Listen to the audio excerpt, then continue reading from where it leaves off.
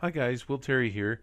Today I'm going to do something a little bit different. I'm going to do a paint over on this wonderful painting, wonderful digital painting that you see on the screen right now. Before I get started though, I'm going to talk to you about the artist who created it.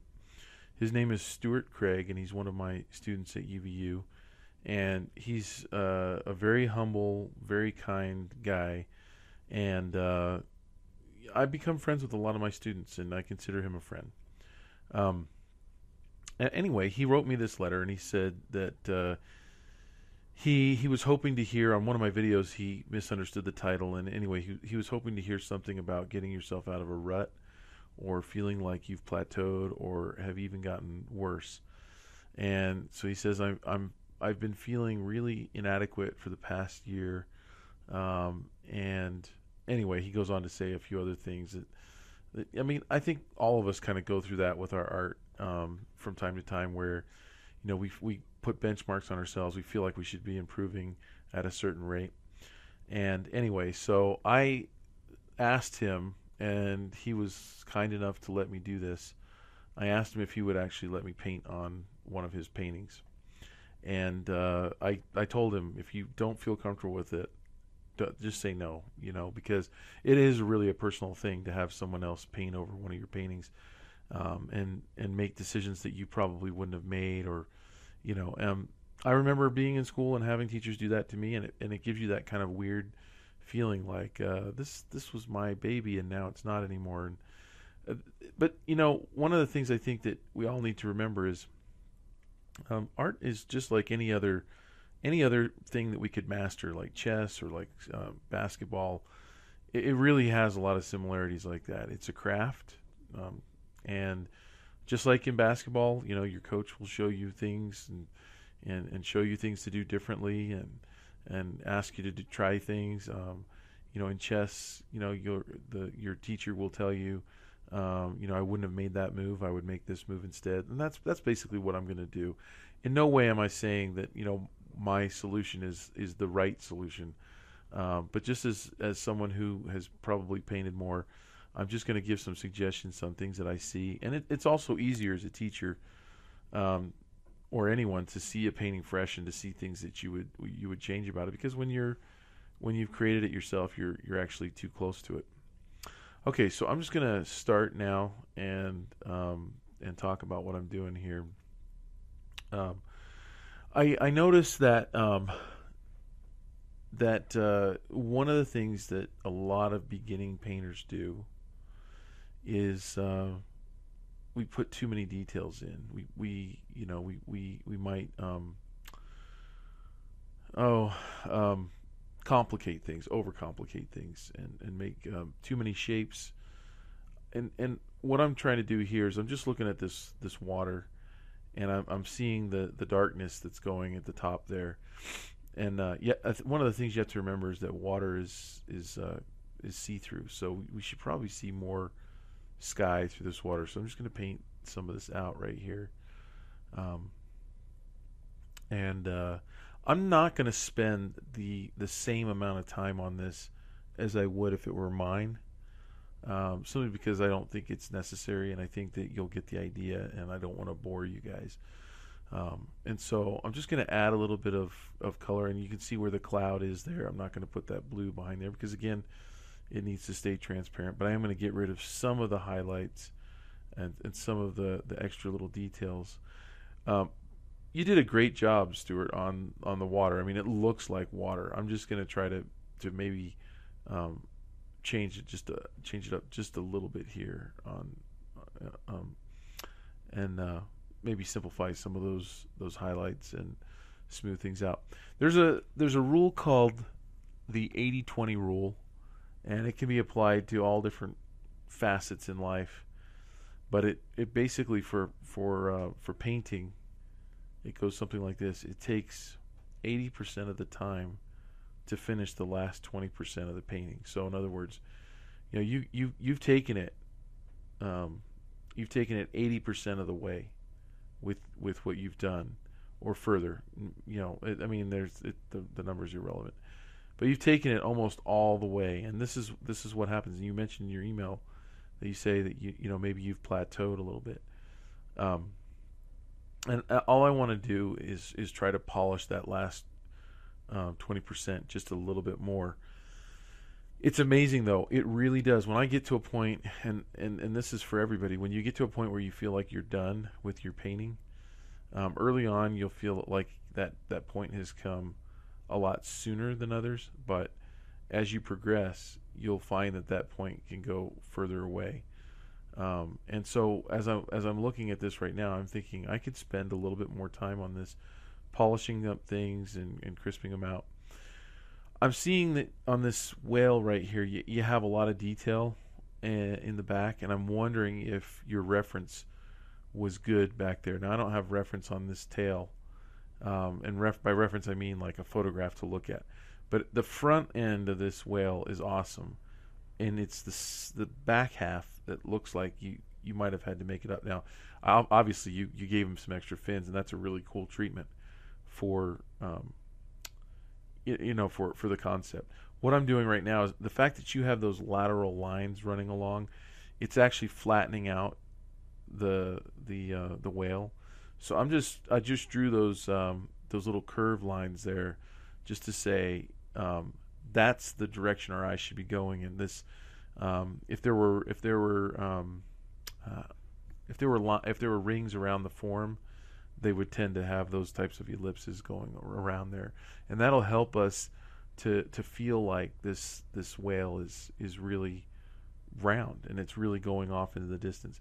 I think those lines of the pattern that you had really kind of flattened out that tail and made it look not so much three-dimensional. So I just want to paint that out. And the other thing that I want to try to do, we'll see if it works, is just to darken everything a little bit more. I feel like you pumped a little bit more light into this whale. I mean, after all, you got to remember he's a black whale with highlights, not necessarily a gray or a blue whale with highlights. And so I feel like you got a little too much into changing his local color, the actual color that he actually is.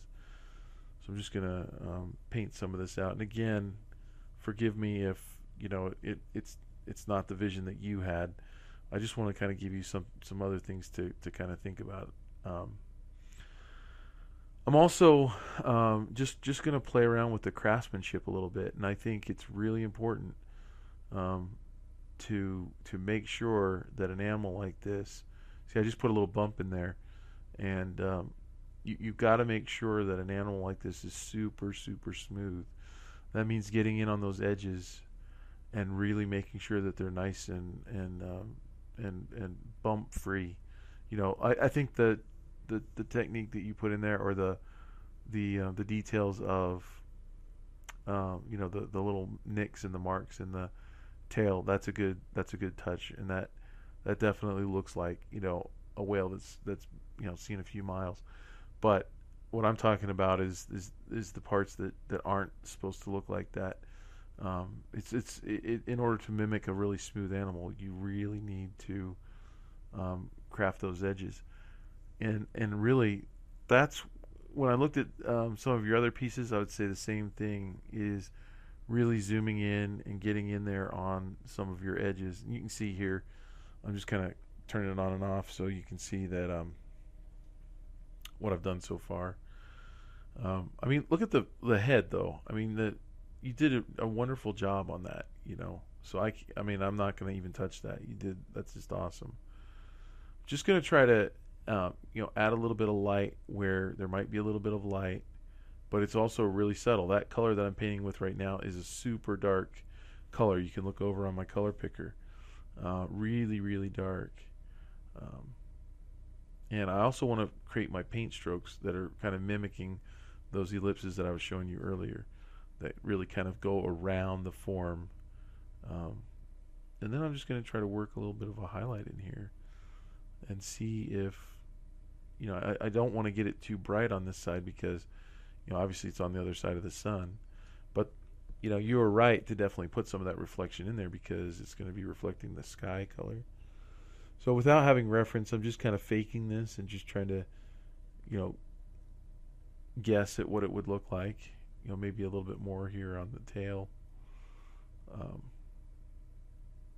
I'm just going to pull across the plane of that fin so that again it shows that that fin is flat. I always like to take a look at it and see what I've got. But see what else we can do here. You know, as I look at these fins right here, I think you can fix the craftsmanship a little bit. That's one thing that I think you can spend some time doing, is just getting in there, and that highlight kind of got away from you there. It starts to look like the actual fin is turned white down there, and so you want to make sure that you know, like, look at the water droplet that you painted. You know, it's spherical. You knew exactly what you're doing, but make sure you treat these fins kind of the same way, and make sure that you spend the time to go back in there and make sure that you perfect those edges, round those things out. Those things really matter. They're little tiny things, but when you don't pay attention to them, they do diminish the overall look of the finished product. And you can see the difference, right?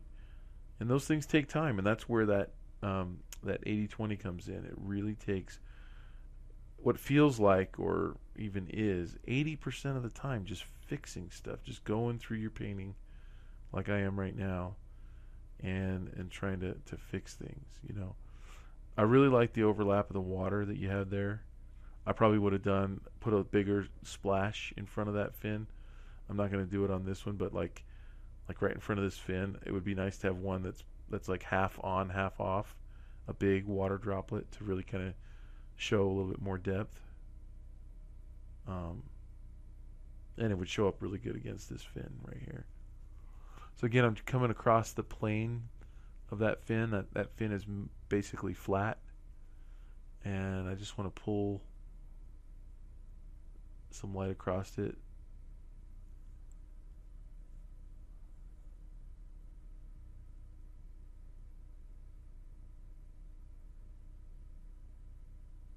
I'm gonna just get the sky right here and just kind of crisp up that edge that way. I don't think that reflected light was, or the rim lighting was really helping you that much there. I think you got to be really careful with rim lighting when you have a light background behind it. It can tend to really muck up your edge, and you can see, you know, the rim lighting that you have on that other fin in the foreground has a lot darker cloud behind it, so it's able to pop a lot nicer.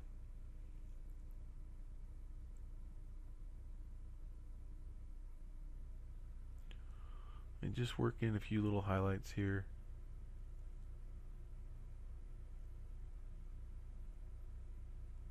Just kind of look around and see if there's anything else that I can do. Maybe a little bit on this dorsal fin here. Again, that I think that the highlight kind of gets away, but I do like the rim lighting, but I think I'll just pull it off of the top a little bit there. Remember, you're the illustrator, so you can make decisions like this, and I don't think anybody's gonna look at your work and go, you know, I don't think it would actually be exactly quite like that, you know. And if they do, they're like less than 1% of the people, and you don't need to worry about them anyway. There are probably other illustrators that are being hypercritical. But yeah, all you really need to do is just try to simplify your shapes, and that includes the edge shapes that you have. You know, if you have little jaggies or bumps, it's going to make the overall feel of your whale less shiny, less rounded, and so you need to think of that when you're actually crafting an animal like this, and think, you know, what's the feel of it? And to me, it's soft, slippery. It's rounded. You know, those are adjectives I would use to describe it. But jagged's not one of them. So if you have jaggedy edges, it's gonna definitely take away from the overall look of that particular animal. So I'm just kind of wanting to reflect some of that sky in there again. Maybe hit this up a little bit right here.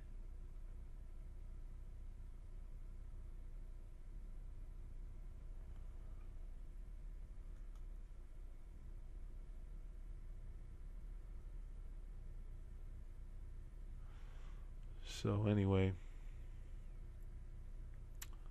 just kind of look at this a little bit more.